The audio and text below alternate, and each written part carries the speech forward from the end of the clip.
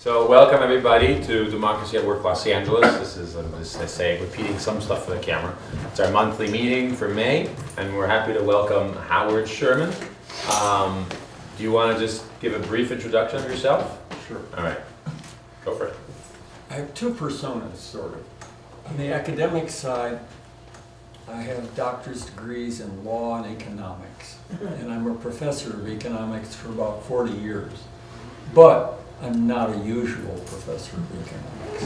I can assure you of that, and I can prove it. Because while I was in college, I was thinking that for an introduction I could use some of my other titles. I was vice president of the NAACP chapter at the University of Chicago College. I was president of the National Lawyers Guild chapter at the University of Chicago Law School. Does anybody here not know the Lawyers Guild is a left-wing lawyers organization? And then when I got to be an economist, I was chair of the Department of Economics at University of California, Riverside, and I was there for 30 years or something. But I was also chair of the AFT chapter, which what is it? American Firearms and Tobacco. The what? Yeah, the American Federation of Teachers, for both for both faculty and staff. And then, just to make sure that it's all clear, I have a big authority. You won't trust the authority, but that's okay. The authority is the Wall Street Journal. And the Wall Street Journal once read an article on me on the front page of the Wall Street Journal, and the first sentence, just so you wouldn't miss it, said, "Howard Sherman's the leading radical economist." Oh, I like that. And nobody in my department liked that, because the conservatives all said, "We own the Wall Street Journal, why isn't it us?" And the radicals all said, "Well, I'm not sure you're the leading radical, what about me?" Anyway, okay. And I hate long lectures, they put me to sleep. So instead of giving you a 45-minute lecture, I'm going to give you 3 15-minute lectures, and each one will be followed by 15 minutes of what you have to say. The first part is going to be the general part, which is the issues of inequality in the United States and class and how they relate. So I'm just going to read off some questions which Howard will answer. Because I can't read. So number one, how high is inequality, and is inequality rising? Okay. Inequality today has been called by, well, there's a guy named Joseph Stiglitz who's got a Nobel Prize, so he can't be pushed away completely, and he says it's extreme. Inequality in the United States has 3 different aspects to it. One of them is your wages. Wages, salaries, profits, etc. Just your income. How much income does this group have? How much income does this group have? And the second kind of inequality is in wealth. How much wealth do you have, or do you have debts? Which is lots of people. And the third part is inequality of opportunity. How many people have an equal opportunity and how many do not? I wasn't going to mention the opportunity part because that gets you into other stuff, but I thought of suddenly one famous study of it, which came to the conclusion that your income is basically decided by who are your parents. So if you want to get more money, just reverse things and go find some parents who are billionaires, and you're sure to have a lot of money. Okay, I'm going to start with the income, I'm sorry, I'll start with wealth. That's the easy one in a way. Wealth just means how much total money, hotels in some people's cases, or anything that people have. And it's very, very different. In 1980, for example, 36% of all the wealth in the United States, which is a lot, I forget how many trillions, I can never remember I don't remember figures very well, but it was 36% of all of that wealth was owned by the top 1%. So 1 out of every 100 people own 36% of the whole thing. And that has changed. From 1980 to the present, it's gone up. And every little change, of course, is trillions of dollars involved. And now the last figures I saw said 42% of all the wealth in the United States is owned by the top 1%. I won't bug you with lots of numbers because I don't remember many. All right, so that's the fact that it's very, very high and it's increasing. And now, okay, I'll see what else. So question number 2. How do wages and profits relate to inequality? Good, I was hoping that was the next question. Because the question is, for example, what is a class? Well, you hear that term sometimes, at least on the left. What is a class? Is there a class conflicts and things like that? And the way to understand class is to look at it through inequality. But it's not the inequality just of money that counts. They're related, but they're not the same thing. Class comes from the fact of how do you get your money? How do you earn your money? Or how do you just get it? Or do you just, are you a thief or whatever? So what you find in the United States happens to be quite clear now. You know, 100 years ago, if you talked about class, it was pretty complicated. There were various kinds of classes. Like, for example, there were, I don't know, most of the country were farmers, or 200 years ago, farmers were, I don't know, 95% of the country, and today they're less than 2%. But if you look at the big classes, there's only 2. There's the people who earn their money through labor, which can be everything from digging ditches to running a laboratory, to any kind of specialized labor and so forth.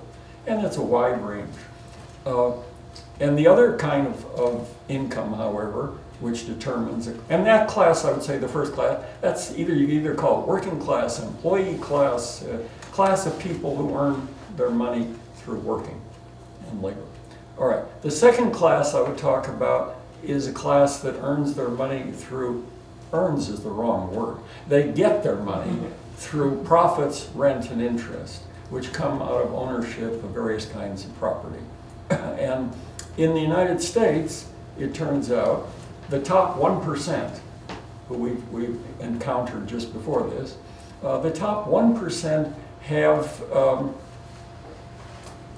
I'm sorry, yes, the majority of all income for the top 1% of Americans comes from profit, primarily profit, corporations, business, so on, and some from rent and interest. And so only a small minority of their income comes from wages and profits. So they're very interested, we'll come to interest in a minute, they're very interested in anything that raises profits, rent, and interest. And since they have a tremendous amount of money, they're able to influence the political process, and they do their best.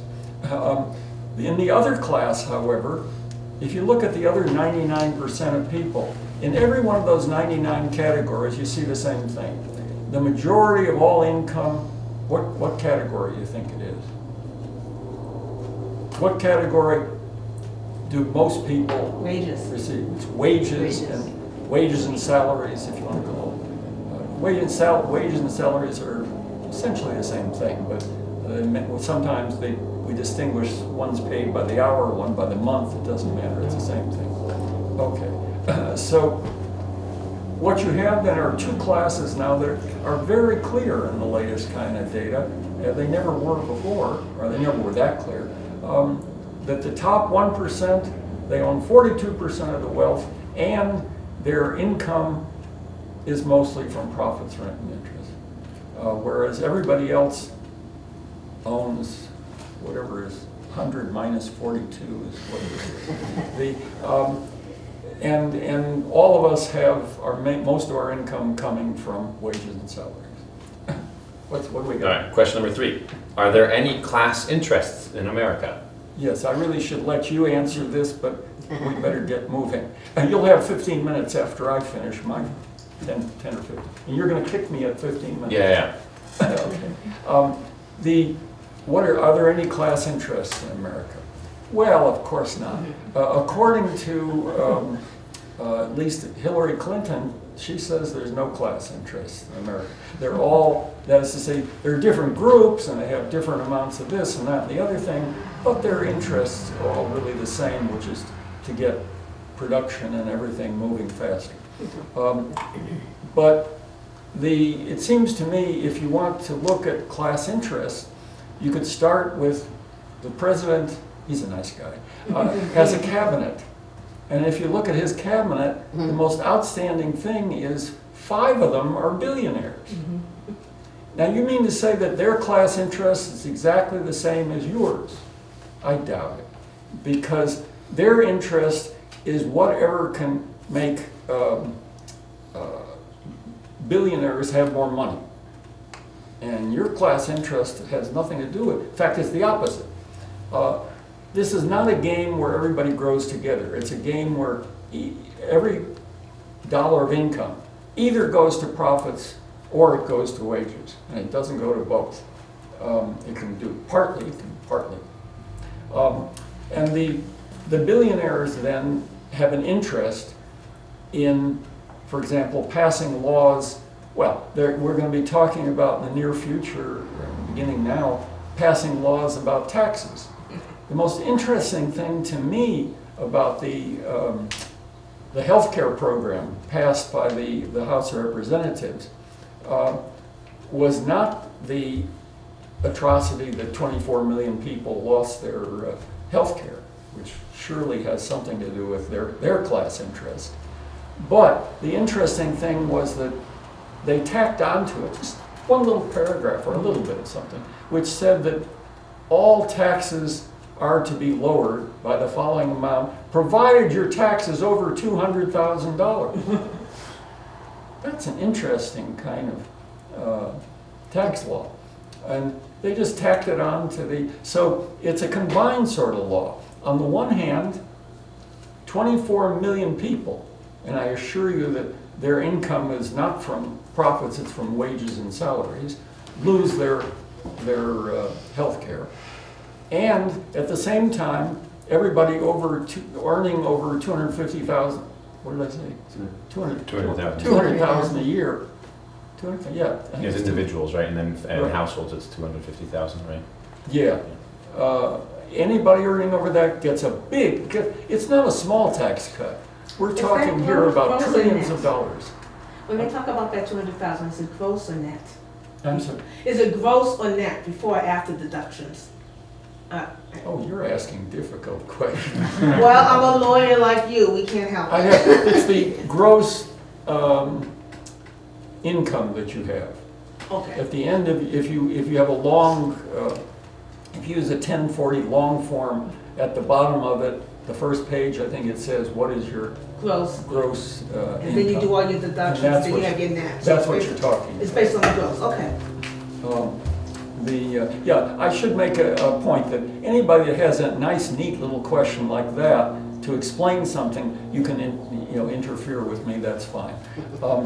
Okay, so those are the class interests that we have in the United States. We have one class that usually gets over, 200,000 is nothing. It turns out that I think the minimum income to get into the top 1% is, maybe, I heard somebody say 800,000, but I'm not sure what it is. But it's a lot of money. And those people from this bill that was passed by the House of Representatives would all gain tremendous amounts of money. Over 10 years' time, it's a large number of trillions of dollars, and I've forgotten how much. All right. What is the class interest of the Trump administration? Well, I guess I answered that one basically. You know, with 5 billionaires there, you don't have to. When I used to teach economics 10, 15 years ago, I had to stretch and find, well, how can I make a neat, clear example to show the class interests of the very wealthy and so forth.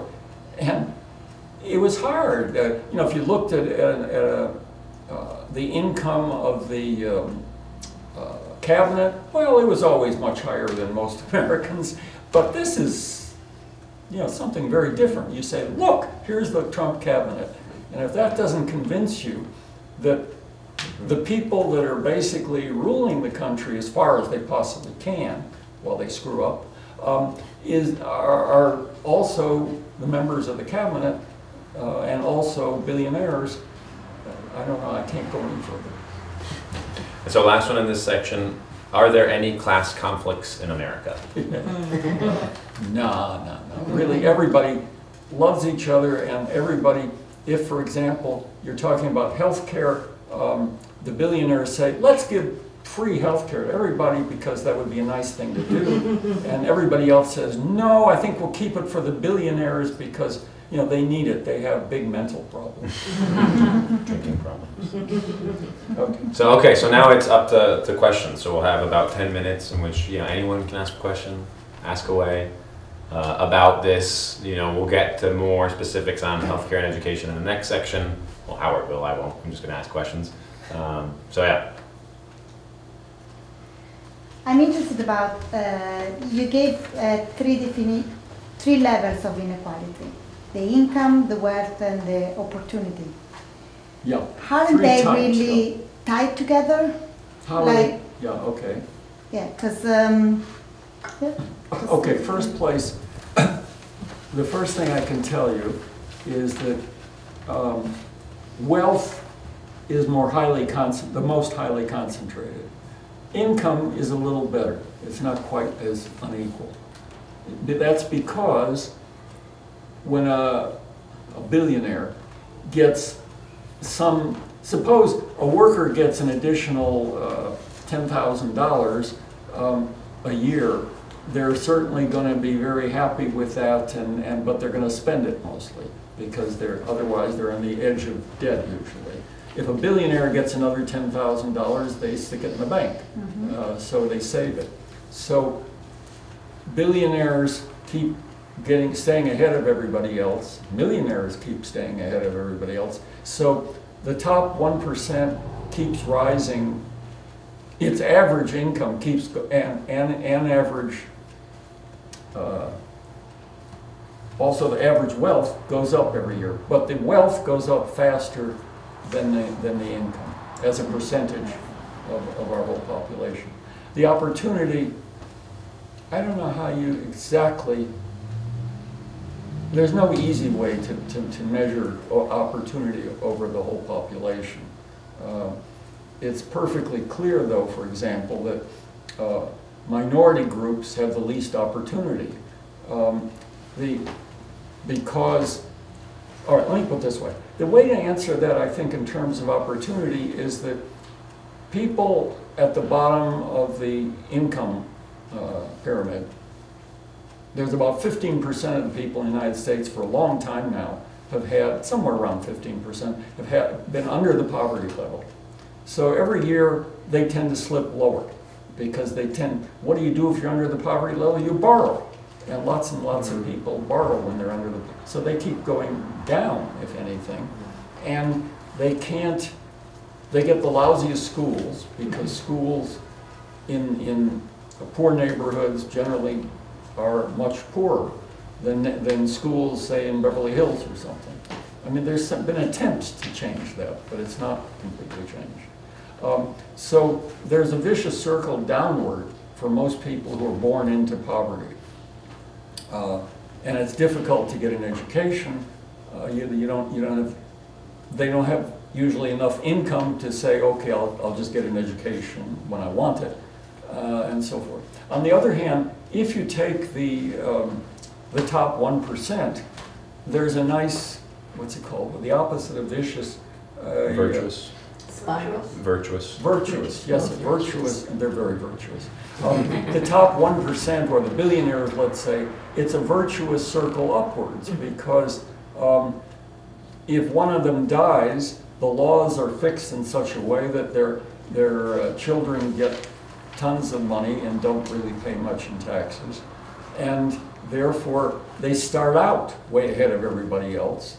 And they're able then just to put it into stocks or something, and they sit back and if they want to, they don't have to do anything, and still going to land way ahead of the people who are working very hard. So opportunity is also extremely unequal, and the latest study of it by a Nobel Prize winner shows that from 1980 to the present, opportunity has also, the inequality of opportunity has also risen a hell of a lot. It just keeps rising. Thank you. So is it fairly accurate to say that if there were no policies involved, inequality would rise simply on an arithmetical basis because the return on these investments keeps outstripping the kind of income?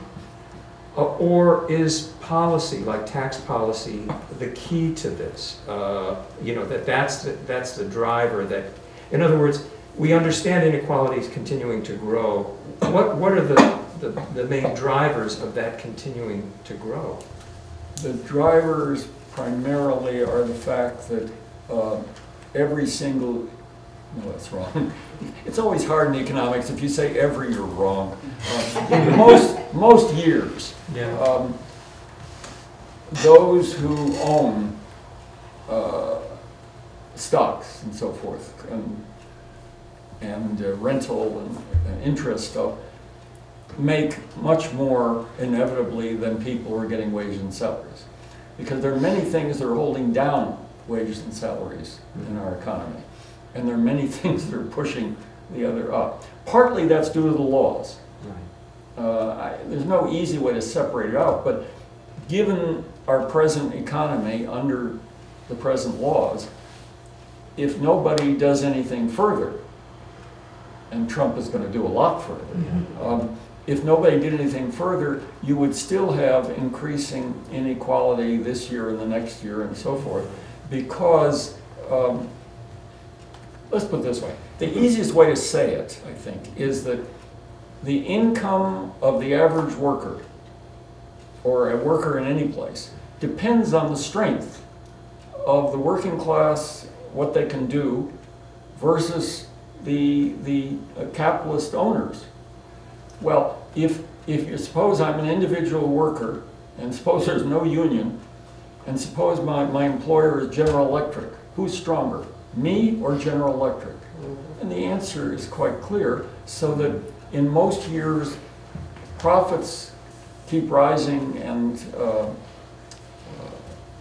wages, well, the first I can answer you, economically speaking, wages and salaries have stayed, real wages, that real is the economist's word for purchasing power. In terms of purchasing power, forgetting inflation, in other words, or subtracting inflation, wages and salaries are the same damn thing now as they were in 1980. They go up a little bit during every expansion and they go down in every contraction. And so that's the main reason why, in a sense, the reason we have poverty, one way to say it is wages and salaries have stayed the same for how many years that is, I've forgotten. And at the same time, profits keep going up. It is not, where it gets complicated is just the fact that that doesn't happen every year. Because we have an economy, besides having inequality, we have the delightful thing that we have a cycle of boom and bust. And it's very inevitable given our institutions. Anybody tells you it's not going to happen again, he's wrong. I can show you the newspapers leading up to every crash, and all of the newspapers say, the economy is doing wonderful, everything is great, and then it goes boom.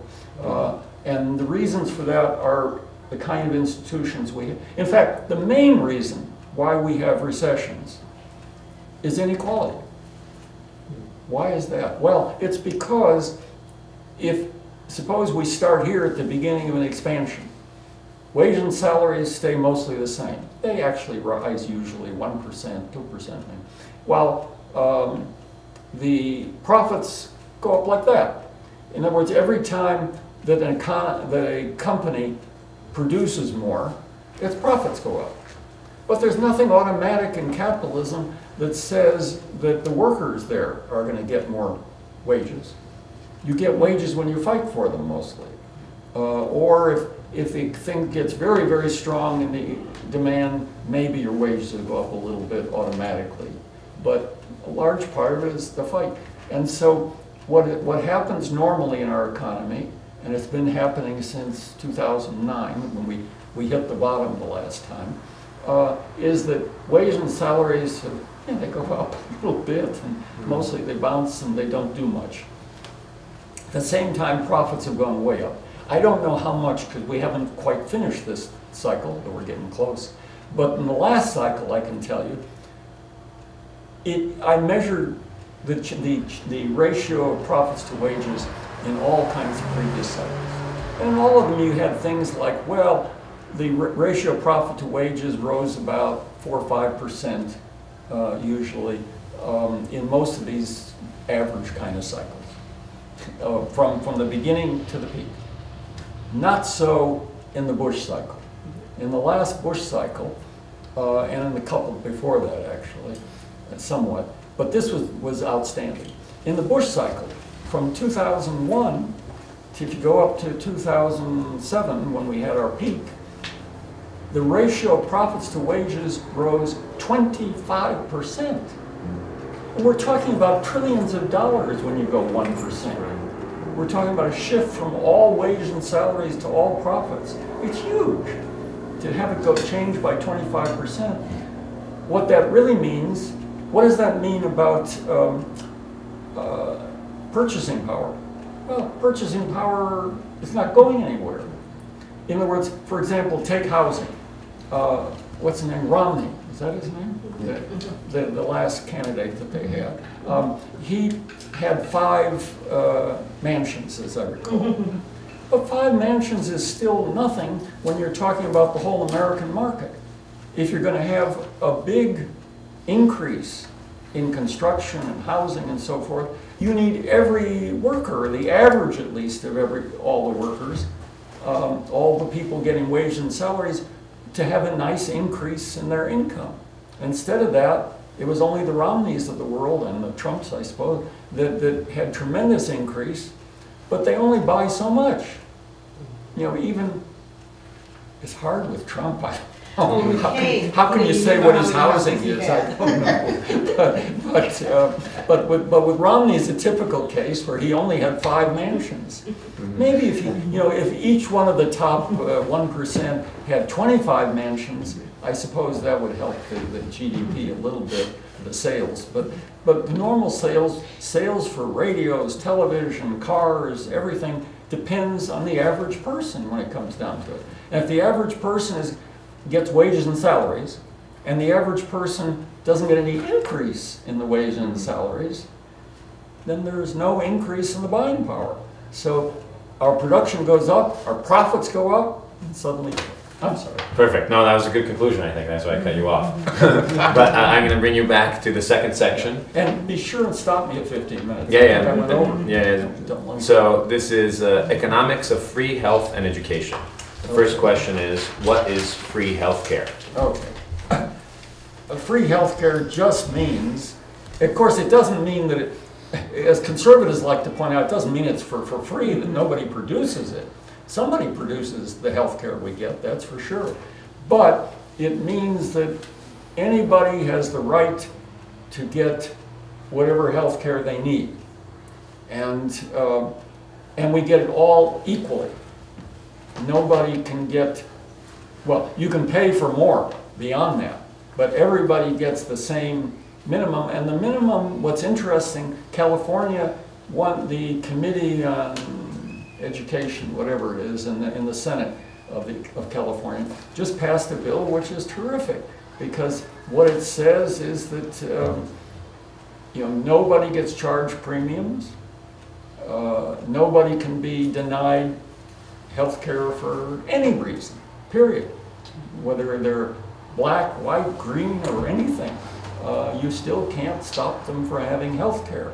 Or the fact that they have tremendous debts and no money, they still can't be stopped from having health care.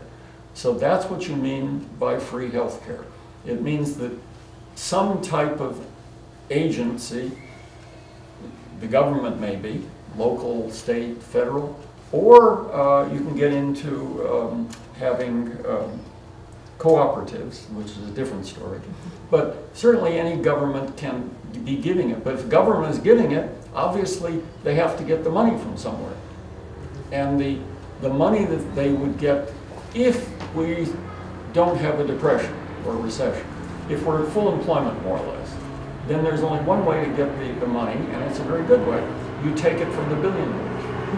Because if billionaires give you money, it does not harm the economy. It does not harm the economy because none of what they have is going, if they get more money, they do not spend it for consumption. They speculate, they do all kinds of strange things with it to make more money, but they do not need it for consumption because they're already spending as much as they want for consumption mostly. And therefore, it turns out that that's not a problem. Number 2, what is good about free healthcare? I can think of 3 things I'll say very, very briefly. 1, individuals should be healthy. And that's a hell of an important thing. Secondly, if most workers are more healthy, then we have a more rapidly improving economy. It doesn't mean we have to destroy more forests or something, but we can do reasonable things, including having environmentally useful kinds of things. And third, it also means that you're solving some of the inequality problem because some money is coming from billionaires and millionaires and going to those people who absolutely need free health care. So you're leveling the playing field and lessening social tensions, basically. Yes. And then, what is free higher education? Free higher education is what I've been fighting for all my life because I've been working in education. The free higher education simply means that everybody can get can take any class they want, can get any degree they want, provided that you have the prerequisites to get into a class. Okay. And is it, sorry, what would be good about free higher education? What would be good? Again, the first thing is we'd have educated people. And Trump wouldn't like that because you have voters then who know more. And that's terrible from the point of view of a Trump. The second thing is that with higher education doing better, you're going to have more scientists, more engineers, more artists, more everybody who can build the economy and the society better and higher and make it improve more faster. Third, you would be taking money from the top 1% or billionaires in order to pay more teachers in the higher education level, to pay more staff, to build more buildings and so forth. And is it possible or impossible to pay for these programs? Well, it depends who you believe, of course. In the debates between Bernie and Hillary, which I know none of you bothered to watch, every time that Bernie got a chance, he would stand up and say, let's have free health care and free education. He said it actually better than I am in political terms, because he simply said everybody should have the right to have education and health care. It means the same thing as free as far as I'm concerned, but it sounds better politically, I think, if you say everybody has the right. And right after that, then there'd be an answer from Hillary. And Hillary's answer was the same every single time. It's impossible. I must have heard her say the word impossible, I don't know how many times, every debate that they had, 2 or 3 times. And she found various economists who said, yes, you're right, it's impossible. Now we come to is it really impossible or not? I'd point to 3 things. First of all, in the history of the United States, it was said at one time, in the 1870s, I think it was, when public education came in for the first time to have public education for boys and girls, that it's too expensive. You can't possibly support a system of free education for, what did they have, 5 classes or something like that. So it's impossible. And then 20 or 30 years later, when we were getting into free public high schools, you can't possibly have free public high schools because the country will go bankrupt immediately. And now, of course, they're saying the same thing. And the interesting thing, though, is that when I went to school, we had 20 or 30 years in the United States during which public universities were free. I didn't pay anything when I went to UCLA. I paid for textbooks, but I didn't pay any tuition at all. And that lasted a long, long, long time. And during the whole time, conservative economists kept saying, oh, this isn't going to work, you're going to have inflation, you're going to have this and that, and it'll never work.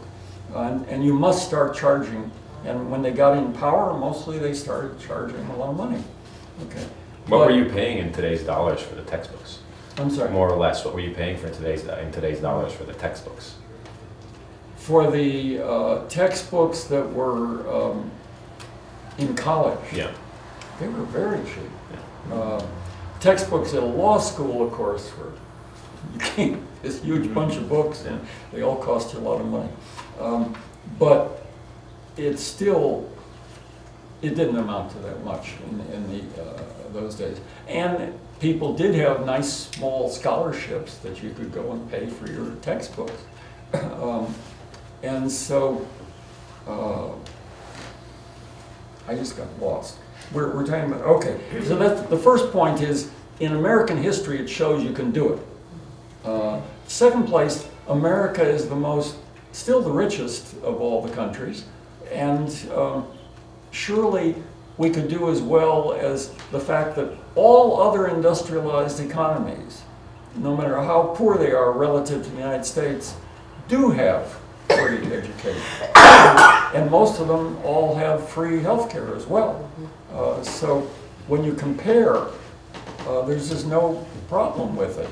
You know, when I was in England, I remember as soon as I developed a cold, the people were saying, oh, quick, get him to the hospital, and so forth. And it was all for free. When I was in the Soviet Union, and they had all kinds of terrible problems about everything, including health care. But they were big on preventative care.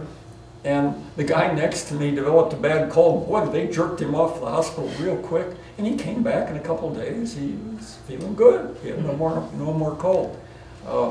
So all kinds of countries can do it. Of course, under Putin now, we don't have any of that nonsense. Healthcare is not free in the Soviet Union or in Russia, and it's very difficult to get it. What? Last question on this section is, what are 3 ways? Let's see, I want to get to the one more thing. Okay, the third point. Yeah, the last thing I'll think. Do I have a few minutes? Yeah, you have about like 5 minutes, yeah. Good, okay.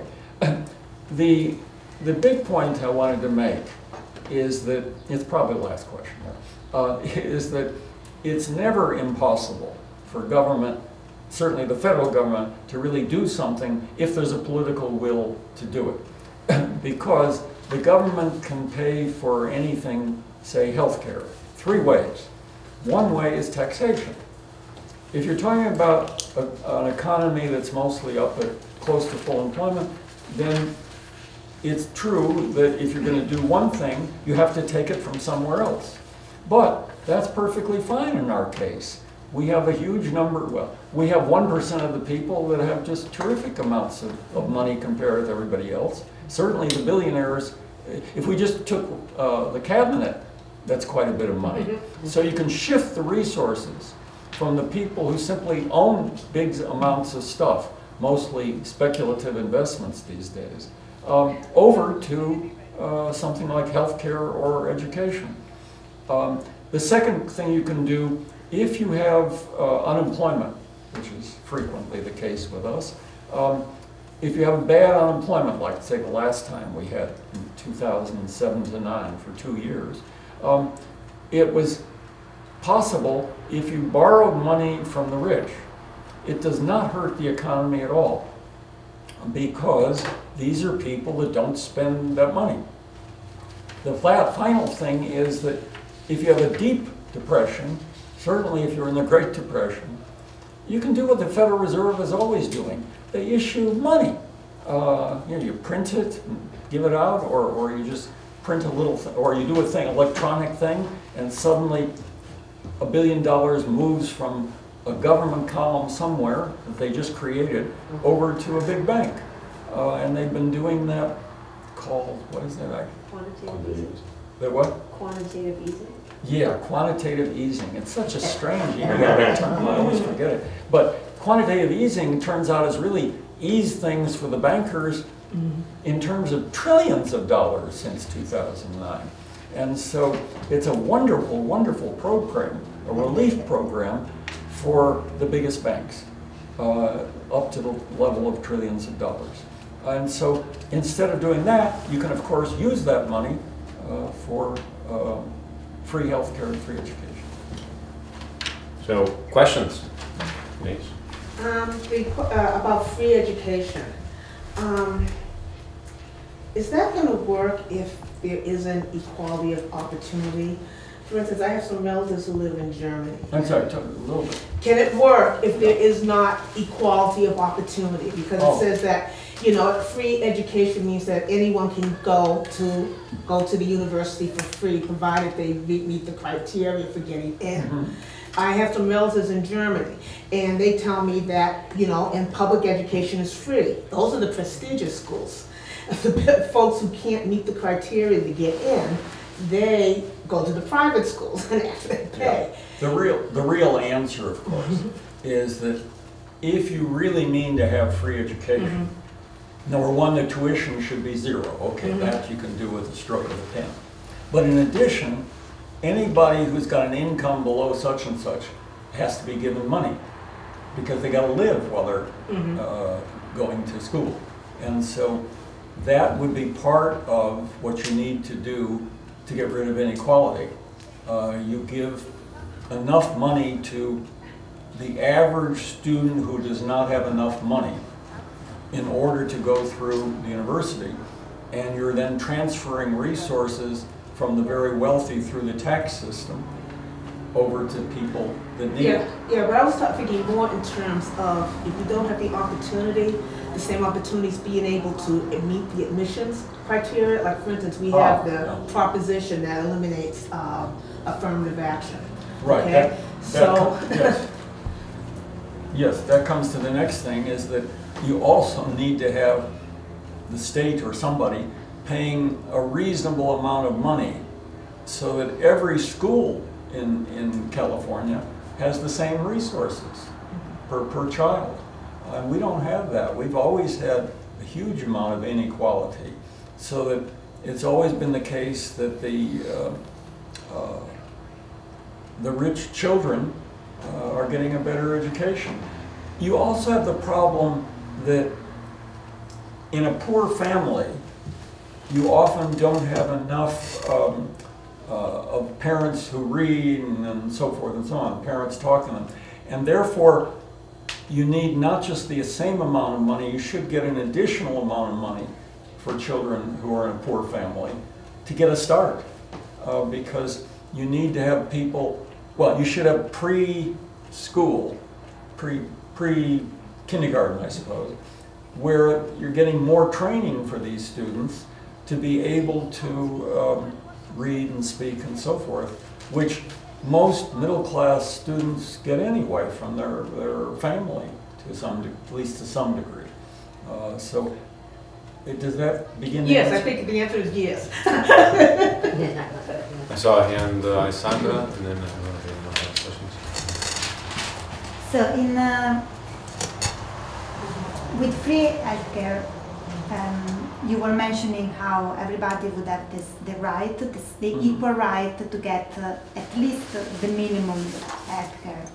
So this means that there would be the possibility for richer people to still get more than the minimum. So in a situation like this, where there is a parallel of free healthcare and private healthcare, how would you control the fact that the disparity of quality? Because I guess that the best doctors would go and work for the private sectors because that's where more money are flowing, so they would get paid more. And so like there would still be a sort of inequality in terms of quality of healthcare that people can afford to get. Okay. You're saying, how do you get equal opportunity if some people are living off the property that they own or the stocks that they own, and others have to go work for it? No, sorry, no, what I meant is, sorry, my question was probably, I don't know how to frame it, but so with healthcare, free healthcare, if we still have the possibility of a coexistence between private healthcare and public healthcare, right, how can we solve the inequality between the quality of the service that you can get if you go to the private sector or in a private hospital or in a public hospital? So it's true that it's going to make healthcare accessible to more people, right, but it's still it's going to be, the quality is going to be worse. It could be, first place, the quality doesn't have to be low. It can be a very good quality if the society decides to put enough resources into it, which they should. Yes, it's true that a billionaire could still spend additional money for health care. Canada for a while prohibited that. You could only go through the public, but I think that's too complicated or too difficult. But the answer is that you don't really want to leave any billionaires in existence. I don't mean that you shoot them. What you do is to, instead of, look, almost all these billionaires, it turns out, pay the same thing in taxes. Lower than wages. Zero. You know, I once read a book that impressed me. One of the articles impressed me. It was by a bunch of progressive lawyers, and one was a lawyer who did tax law. And he said, look, you give me enough money, and you find somebody whose income is mainly from property, not from wages, not from labor. And I'll find you a way to make their taxes zero. And that's what they do. Every single one of them, I mean, there's the one who was fairly honest. Who's the guy that said, my secretary pays a lot higher than I do? Buffett. Yeah. So, you know, it's perfectly true. And why does our great president not show his tax returns? Well, because everybody would scream as soon as you saw his tax return. I mean, somehow I'm sure his aggregate gross income is really enormous, but somehow what comes out, the tax is zero. And that seems to be the case no matter how you do it. So the answer is that through taxes, but also through the fact that, look, a lot of profits today come from health and education. Health and education are a total of 1/4 of the whole economy. I don't know exactly how much the private part is, but certainly if you look at health care, the private part is enormous. And you're talking about profits going for helping people with health to millionaires and billionaires. And we do know, and it's a very important point for all of you, we know that public health care costs a lot less. Why does public health care cost a lot less? Well, first place to prove it, Medicare spends approximately 4% of its total income on all of the overhead, meaning all of the lawyers and administrators and secretaries and so forth. And the other 96% is all spent really for better health. That's not true of the private fund, insurance companies. Does anybody know how much is the total amount of overhead plus profit that they get? What percentage of all their income? You're talking about the insurance company? Yeah, the health insurance company. Health insurance? Right. 14 cents on the dollar. 14? 14 cents on the dollar. A little larger. Yeah. 35%. 35% that? of all the income that we pay into the health insurance companies turns out to be not for medical care, but for, quote, overhead plus profits. I don't know what the division is, but I know what a lot of that overhead is. It turns out somebody took a look at the lawyers. What do lawyers do who work for health? Well, we know what they do. They reject your what's being said. They refuse to pay. And they're paid a lot to reject it. And they keep rejecting it. And somebody found, one study showed that, well, how long they reject it until some other lawyer comes in on your side and starts to really raise, and then they immediately pay it. So it's a class divided medical care in that sense, even within the present medical care system. Because these people, anyway, the part of the answer to your question anyway is that we can get rid of a lot of the profits of the billionaires just by taking over the healthcare system, not necessarily nationalizing any of these, just making our own public healthcare system. Because why do the healthcare companies, one last Okay. why do the healthcare companies fight so hard to prevent, for example, under the Obamacare, the first proposal was to have a public health care that would compete with the private, not would take over, just compete. And they exploded. Why? Well, because they knew the truth that doesn't seem to get around the rest of the country enough, that if you had a public health care, say Medicare was allowed to compete for all patients, versus the private, everybody would go to Medicare. We're not crazy. We know you look and you see, oh, it's a lot cheaper. And it also takes everybody in. It doesn't start asking questions, you know, what, how sick are you to begin with, and so forth. So, yeah. Okay. Third part and final part is called centrists versus progressives. So question number 0, as you labeled it. I'm putting an extra. Who are centrists and who are progressives? Okay. Well, I think the easiest way to say it is if you watched any of the debates between Hillary and Bernie, you learned to some large degree. And they both quoted economists, and they both had plenty of economists to quote. You know, economists like me, were flabbergasted that Bernie actually got ahead as he did, going from 3% to 45%, and we did all we could to suggest, how about this and that and the other, and some of it he even said. And so he spent his time talking about free healthcare and free education, and from my point of view, that says you're a progressive, and your economics is progressive. There's a lot of other things on his program, on my program. We don't agree on everything.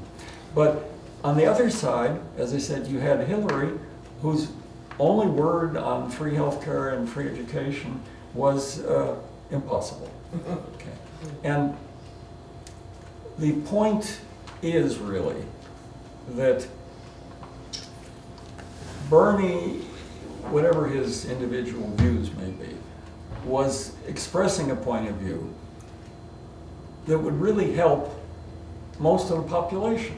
99% of the population would be helped by free health and education.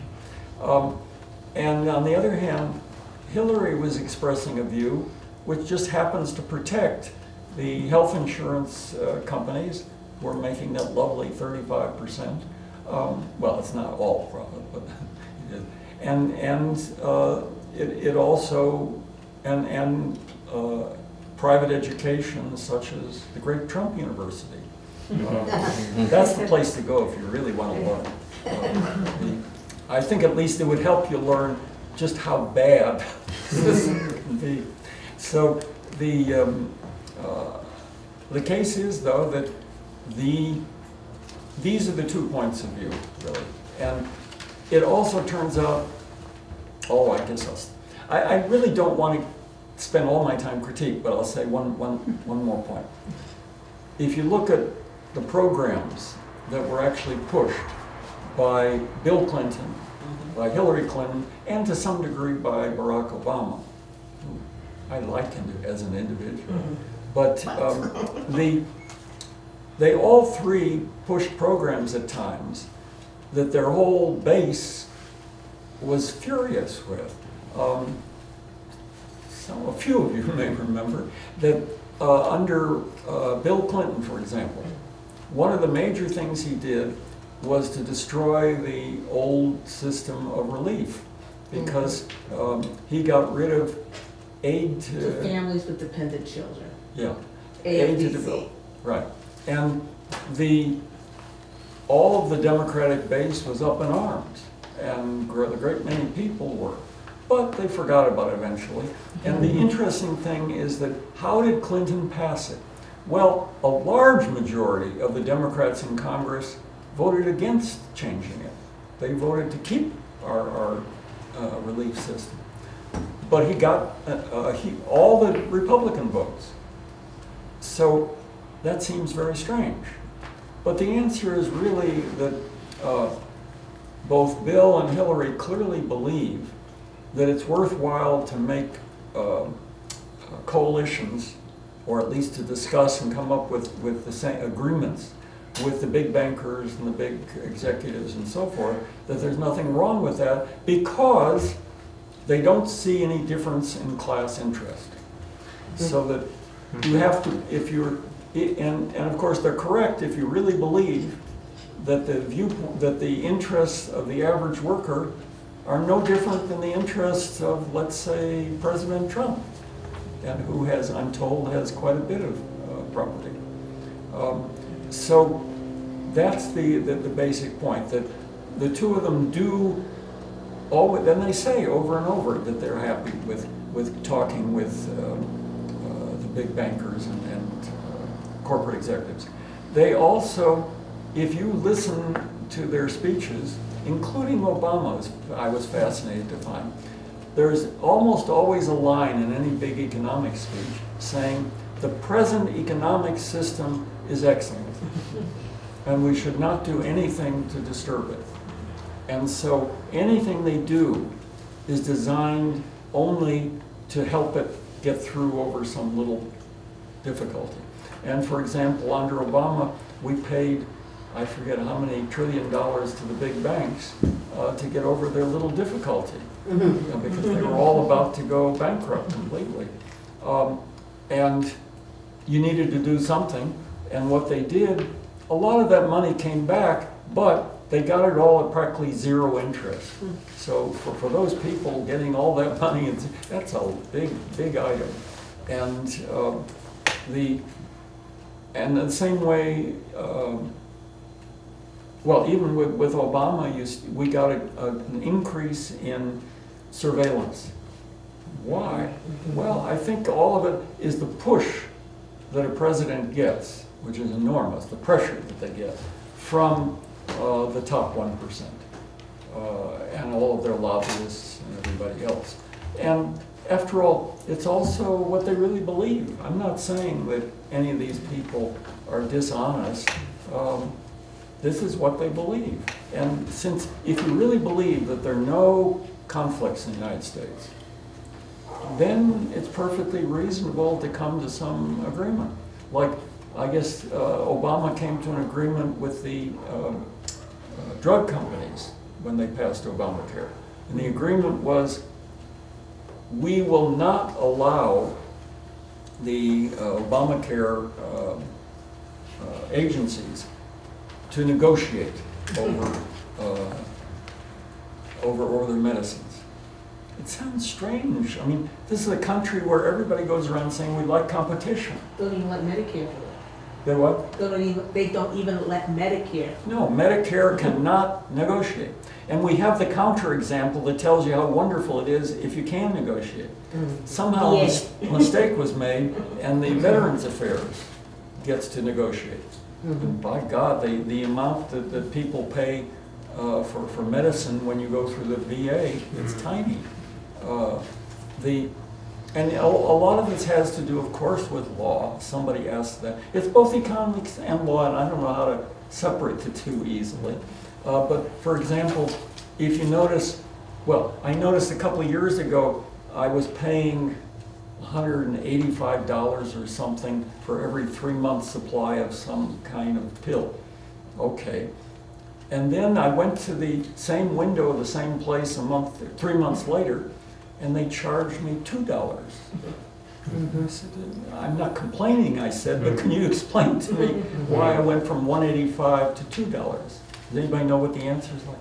Well, we've got, because their patent gave out. You know, you can only patent a drug for so many years, I forget exactly. And then after that, you can put out a generic drug. Yeah. And whenever you see the generic drug, it makes a big difference. It makes a difference between $185 and $2.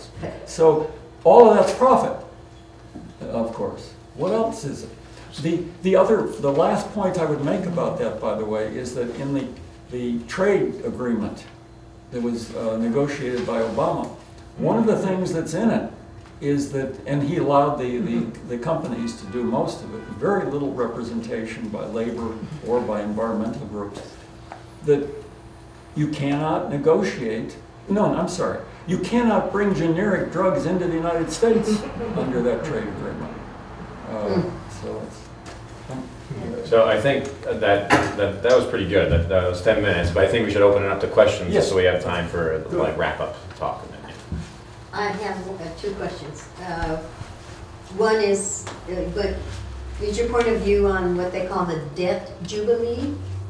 And the second part is, how about shifting the tax, called the Robin Hood tax? The tax on speculation. So there are 2 sources. The tax on what? 2 sources of income to the lower class. Debt jubilee, have you heard of that?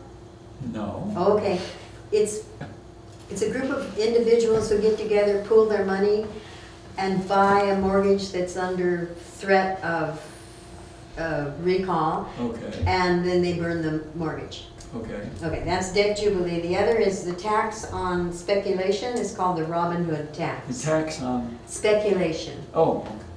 What kind of? Well, speculation would be Wall Street. Okay. And it's a 1% tax. Okay, so on capital gains. No, it's on the trading. It's on the actual trading. Oh, on trading. It's a trading tax. Okay. All right. So, and your question is? What's your point of view on it? Yeah, what's your point of view? You just heard of it. It's okay. That's a way to get more money into the. I guess on the stock market part. Yeah. If we had a halfway reasonable type of economy, the stock market would play a small role or no role. I mean, I don't really like the stock market. It makes me some money and I speculate, but I don't like it because it's clear if anything has nothing to do with labor producing things, it's the stock market. You know, nobody puts any labor into the stock market except scratching their head and saying, "I'll try this one." So I don't like the institution to begin with. Therefore, I have trouble answering a question about whether you should have a 1% tax on it. I'm sure I would agree with 1% tax, I suppose, under present circumstances. Does that answer the question? Yeah, that part, but you haven't heard of debt jubilee. No, you're saying that's one where a bunch of people get together and buy houses that are about to be foreclosed. Foreclosed. It's a cent on the dollar or something like that. So they're being foreclosed, so the Jubilee people make a deal with the bank where it costs far less than what the mortgage is, and then they tear up the mortgage. I mean, under our current system, it's obviously perfectly good. It's not a system I like. Banks still get some money. Yeah, you know, I mean, for example, I remember when I was growing up, we had a lot of public housing, and some of it was very good. And that seems to have just dropped off the political agenda completely. So that you have all of it. Well, let's see, one other point I guess can be made by a number of progressive economists made, that although the government gave a tremendous amount of money to the banks, which almost all related to buying worthless mortgages, Right. they gave none to the people who had the mortgages. I mean, they gave none to the house owners. Right. Now, I'm a little bit unclear about that, and you'd have to think about it, because if the taxpayer gives a lot of money to people that own houses, what about people who rent? What about people and so on? You're doing some good, but you're doing it for only one part of the population. I'm not sure I care for that. Okay, thank you. And then a question from Denise over here. Yeah, I kind of had a different take on what you were saying about Clinton and his changing welfare as we know it. I think that the Clintons did understand what class difference is. I think they were whistleblowing. They want, as I see it, what they wanted to do is that they wanted to get all those Reagan Republicans. They wanted to get No, Reagan Democrats. They wanted to get, I think they were playing racial politics to a large extent because, you know, Reagan, when anyone heard of welfare, AFDC, they think of the black welfare queen. And this whole idea of, you know, the government is the problem and the government's taking your good money and giving it to these undeserving poor people on welfare, which meant black and brown people. And I think he was just playing with that because he wanted to have that he wanted to get that constituency back. He was not our first African-American president by no means, the Clintons. Well, it's certainly true. You're referring here to the children, AFDC? Yeah, the charity program that we had. Yeah, because you said that you felt that the reason that they endorsed that was because they really didn't see a difference in class. I don't give them that much credit. Yeah, maybe, because it is clear, this much I remember, it's a long time ago even for me, this much I remember is that not only were the arguments made economically, that, well, you know, these people would do better if we forced them in the labor force, which was nonsense. To become part of the working poor. But the other thing that people did say, I guess not on television or radio, but you had a tremendous amount of rumors saying, of course, that all these people are just undeserving, what was it, black women with 10 children and so forth. Driving Cadillacs. And the interesting thing was my wife did a study on it, and what she found is, of course, what everybody really knew, that most of the charity that was paid out, I think 75–80% of it went to whites. Yep. And it did not go to blacks. And so the whole racist notion of it was totally fabricated. But that was used at the time when he went ahead and did that. Let me put it this way. I'll give you one reference that you can look at if you really want to see what were they thinking. There's a very good book called Listen Liberal and it reads very easily, by a reporter. His last name is Frank. He also wrote one a long time ago on the trouble with Kansas. Yes. And he's a very good writer. It's fun. He does not go into the class structure of the United States at all. He doesn't talk about the kind of thing I've been talking about. But he does a wonderful job of spelling out what are the public statements that you can read by Clinton, by Obama, and by Hillary.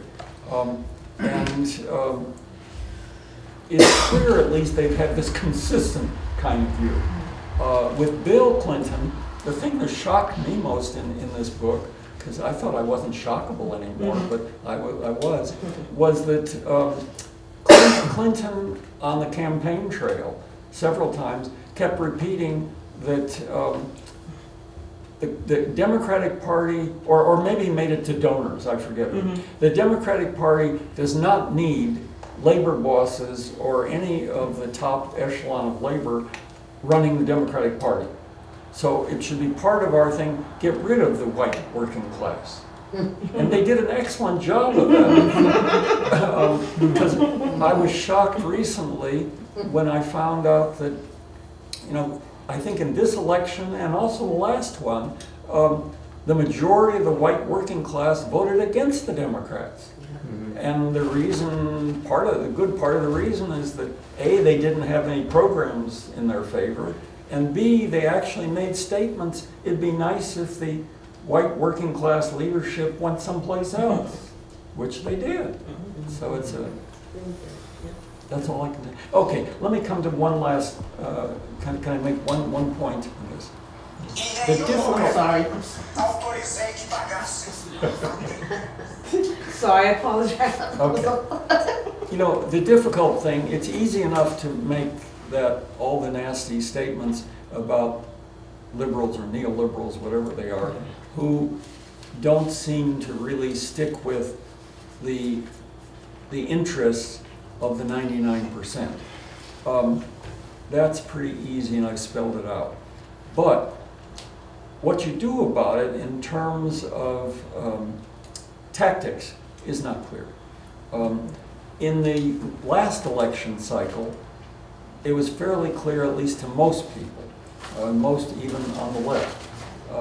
For me, at least, I went all out and helping all I could to have Bernie Sanders get elected. And to my amazement, he came close, which proves it can be done. On the other hand, of course, then what do you do when Hillary is fighting Trump? And a lot of people on the left had great problems with that. They didn't like what Hillary was doing and this, that, and the other thing. And they didn't like the fact that she was going along with what her husband had always done. Okay, I think though, this is my last point, so I will take the time of 1 minute or 2 minutes to give you the most famous historical analogy and why you should go and vote for a Hillary versus a fascist, which Trump I think was. In 1932, maybe it was 33, I can't remember, things like that. There was an election in Germany with 3 major parties, communists, socialists, and fascists. And the communists and socialists, being very smart, spent all their time fighting each other. They did a wonderful job of fighting each other. They did a wonderful job of explaining why the socialist is lousy or the communist is lousy, and you shouldn't vote for them. And the voters of Germany believed them to the extent Hitler got the most votes. And I think that we just saw something a little bit similar, except I think that most people on the left did have the, I think it was wisdom to vote for Hillary. You hold your nose and you vote for somebody. I'd vote for any liberal versus the fascist, because there's certainly no question in my mind, and I don't think there's much question left, this is a dangerous guy, a dangerous administration. Number one, he can always push the little red button and he drops a bomb on somebody and we're in the middle of a war. And the war is probably only going to last a couple hours and you're never going to be annoyed by it because you're not going to know anything about it. But the other thing he can do, which he's trying to do very hard, is my last point I will make, and I'll shut up. He's trying very, very hard to get power in the hands of the chief executive. You fire the FBI chief and you try and take over the FBI. You tell everybody that the newspapers are worth nothing, or the press, or even the television press, and you don't have any meetings with them. And you say all they're doing is all wrong. We know that some of it is wrong, but his attack is clearly on all of the free press. And his attack is on, all the way through well, for example, he's got all of the lawyers of the Justice Department are now supporting the Southern racists in their attempts to deny voting lots of African Americans as well as lots of poor people. Up until now, that the lawyers of the Justice Department were always supporting the side that was pushing for more voting rights. Now they were supporting the side that's against voting rights. So I would say, you know, if this guy and his administration is allowed to do that for 4 years, it worries me how much we can do at that point in 4 years. So Absolutely. that's why I think you should always hold your nose and don't vote for oppression. Well, thank you, Howard, for coming here. I wish we had more time because I would love to disagree with you more. But again, thanks for coming. Good